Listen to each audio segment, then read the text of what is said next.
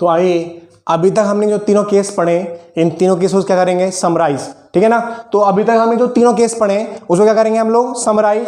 तो पहला केस हमारे पास ये था, तो पहले इक्वेशन मैं दो इक्वेशन ले ली यहाँ पर a1x plus b1y plus c1 equal to 0, मेरे पास पहली इक्वेशन है a2x plus b2y plus c2 equal to 0, मेरे पास दूसरी इक्वेशन है। तो मेरे पास दो लीनियर इक्वेशन गिवन है, तो पहली लीनियर इक्वेशन के हिसाब से मैंने ग्राफ बनाया तो जो कुछ इस टाइप से बना, और दूसरी लीनियर इक्वेशन के हिसाब से ग्राफ बनाया जो मैंने कुछ इस टाइप से बना, ठीक है। तो हमने इस ग्राफ से क्या सीखा, हमने ये सीखा कि जो पहली इक्वेशन के हिसाब से ग्राफ बना यहाँ पर x y की बहुत सारी वैल्यू रही होंगी। तो जो पहली इक्वेशन के हिसाब से जो ग्राफ बनाए यहाँ पर x y की बहुत सारी वैल्यू रही होंगी, और जो दूसरी इक्वेशन के हिसाब से ग्राफ बनाए यहाँ पर भी x y की बहुत सारी वैल्यू रही होंगी, लेकिन एक वैल्यू ऐसी है यहाँ पर x y की जो इन दोनों में क्या है कॉमन, जो यहाँ पर ये जो वैल्यू है इन दोनों में वो कैसी है कॉमन, और जो कॉमन वैल्यू है सर वही क्या है उसका सॉल्यूशन। आपको कोई डाउट तो नहीं, क्या बोला मैंने, पहली इक्वेशन के हिसाब से मैंने ग्राफ बनाया तो वहां पर x y की बहुत सारी वैल्यू रही होंगी, दूसरे इक्वेशन के हिसाब से मैंने ग्राफ बनाया तो वहां पर भी x y की बहुत सारी वैल्यू रही होंगी,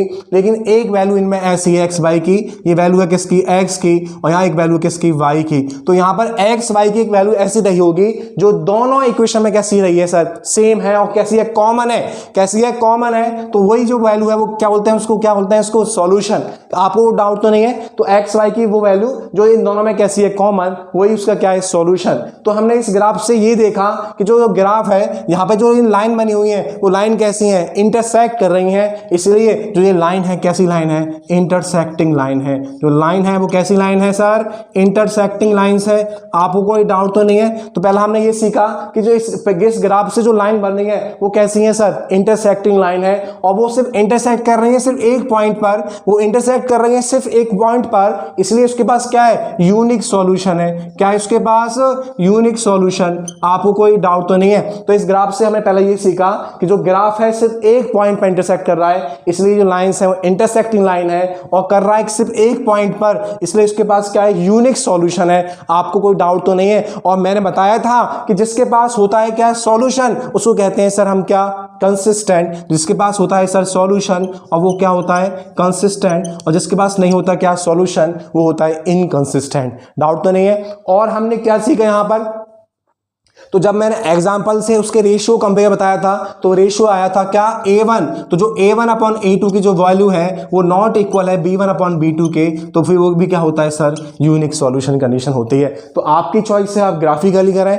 आपकी चॉइस है आप उसके रेशियोज को कंपेयर करके करें, ठीक है। यदि a1 अपॉन a2 की जो वैल्यू है नॉट इक्वल है b1 अपॉन b2 के, तो तब भी आपका क्या है यूनिक सॉल्यूशन है, या तब भी आपका क्या है जो लाइंस है वो कैसी है कंसिस्टेंट है। क्यों कंसिस्टेंट के लिए चाहिए सॉल्यूशन, और यहां पे क्या है एक सॉल्यूशन के पास है, कोई डाउट तो नहीं है। दूसरे केस में हमने ये पढ़ा कि मैंने पहली इक्वेशन के हिसाब से ग्राफ बनाया, मैंने पहली इक्वेशन के हिसाब से ग्राफ बनाया, जब मैंने दूसरे इक्वेशन के हिसाब से अब ग्राफ बनाया तो जो ग्राफ है ना, तो पहली इक्वेशन के हिसाब से मैंने ग्राफ बनाया तो यहां पर एक्स वाई कुछ वैल्यू रही होंगी, डाउट तो नहीं आपको। यहां पर जब मैं दूसरी इक्वेशन के हिसाब से ग्राफ बनाया तो मैंने देखा कि यहां पर एक्स वाई की जो वैल्यू है हर पॉइंट पे कैसे आ रही है सेम आ रही है, या कैसे आ रही है कॉमन, हर पॉइंट पे कैसे आ रही है सेम आ रही है, तो कॉमन आ रही है। तो जो दूसरे इक्वेशन के हिसाब से ग्राफ बना वो भी कुछ इस टाइप से बना। तो मैंने कहा कि जो सर जो ये जो लाइंस हैं एक ऊपर दो लाइंस से हमने क्या सीखा कि सर जो लाइंस हैं एक दूसरे पर क्या कर रही हैं ओवरलैप कर रही हैं, क्या कर रही हैं दूसरे के ऊपर ओवरलैप कर रही हैं, क्या कर रही हैं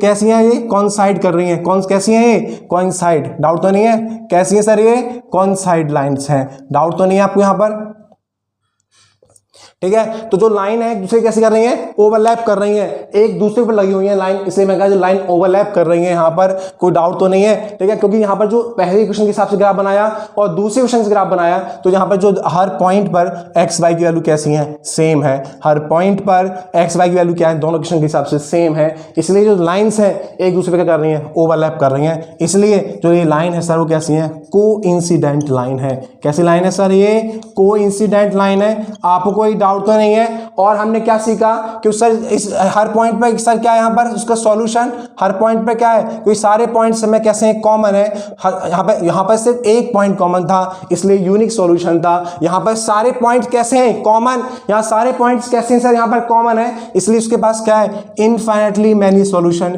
क्या है उसके पास इनफाइनाइटली मैनी सॉल्यूशन। आपको कोई डाउट तो नहीं है, आपको कोई डाउट तो नहीं है। और जिसके पास होते हैं सॉल्यूशन उसको कहते हैं सर हम यहाँ पे क्या, जिसके पास है सॉल्यूशन बोलते हैं क्या, कंसिस्टेंट। क्या बोलते हैं उसको, कंसिस्टेंट। आपको कोई डाउट तो नहीं है, तो जिसके पास है सॉल्यूशन उसको बोलेंगे कंसिस्टेंट, जिसके पास नहीं है सॉल्यूशन उसको बोलेंगे क्या, इनकंसिस्टेंट। और फोर्थ पॉइंट जब हमने एग्जांपल किया था उसके रेशियोज को कंपेयर करके, तो हमने ये देखा कि सर a1 अपॉन a2 की जो वैल्यू है वो बराबर है b1 अपॉन b2 की वैल्यू के, और बराबर किसके, c1 अपॉन c2 की वैल्यू के। तो आपको कोई डाउट तो नहीं है भाई, डाउट तो नहीं है।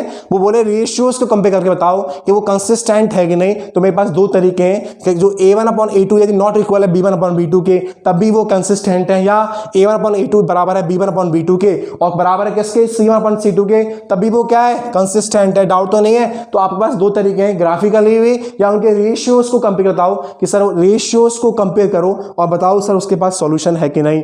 आपको कोई डाउट तो नहीं है, बोल डाउट तो नहीं है आपको, ठीक है। तो जो लाइन थी ना, इन दो इक्वेशन के हिसाब से जो लाइन बनी वो एक दूसरे पे ऊपर क्या कर रहे हैं, ओवरलैप कर रही हैं। तो बहुत सारे इसके पास सॉल्यूशन, इसलिए यहां पर भी क्या है, इनफाइनाइट सॉल्यूशन।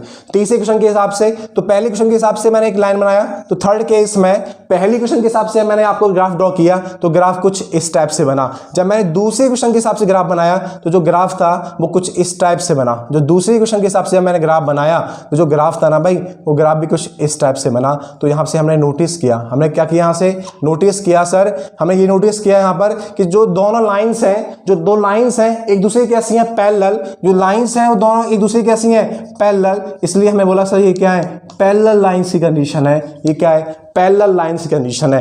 अब आप जानते हैं पैरेलल क्या होता है, वो लाइन जो कभी मीट ना करें। जब लाइन मीट नहीं करेंगी तो उनके पास कोई सॉल्यूशन नहीं होगा। जब लाइन क्या नहीं करेंगी, मीट नहीं करेंगी, तो उनके पास कोई कॉमन पॉइंट नहीं होगा। जब कॉमन पॉइंट नहीं है तो उनके पास कोई सॉल्यूशन नहीं है। इसलिए यहां पे बोलेंगे सर क्या, नो सॉल्यूशन।